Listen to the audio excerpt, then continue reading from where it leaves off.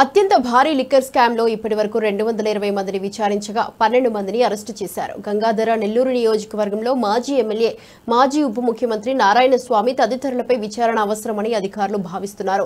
YCP booth convener Narayana Reddy, Vedurukuppam మండల వైసీపీ నాయకులు, MPP భర్త హేమ సురేందర్ రెడ్డి మరియు పాలసముద్రం మండల వైసీపీ అధ్యక్షులు తులసిరామ్లను కూడా విచారించాలనుకుంటున్నారు. అందరికీ నమస్కారం. ఆంధ్రప్రదేశ్ రాష్ట్రంలో గత వైసీపీ పాలనలో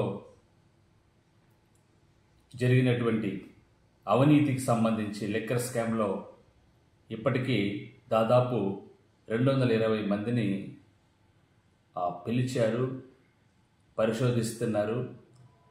అందరిని కూడా కూలంకుషంగా వారితో చర్చించి ఒక అద్భుతమైనటువంటి పనితీరుని కనపరుస్తున్నారు సిట్ అధికారులు. ఈ క్రమంలో మన ఆంధ్రప్రదేశ్ రాష్ట్రానికి గంగాధర్ నెల్లూరు నియోజకవర్గంలో ప్రాతినిధ్యం వహించిన మాజీ ఎమ్మెల్యే, ఉప ముఖ్యమంత్రి, ఎక్సైజ్ శాఖ మంత్రి నారాయణస్వామిని కూడా సిట్ అధికారులు పిలిచినట్టు సమాచారం. దయచేసి అధికారులకి, ఉప ముఖ్యమంత్రి పవన్ కళ్యాణ్ గారికి, మన రాష్ట్ర ముఖ్యమంత్రి చంద్రబాబు నాయుడు గారికి విజ్ఞప్తి చేస్తా ఉన్నాం. జనసేన పార్టీ గంగాధర్ నెల్లూరు నియోజకవర్గం తరఫున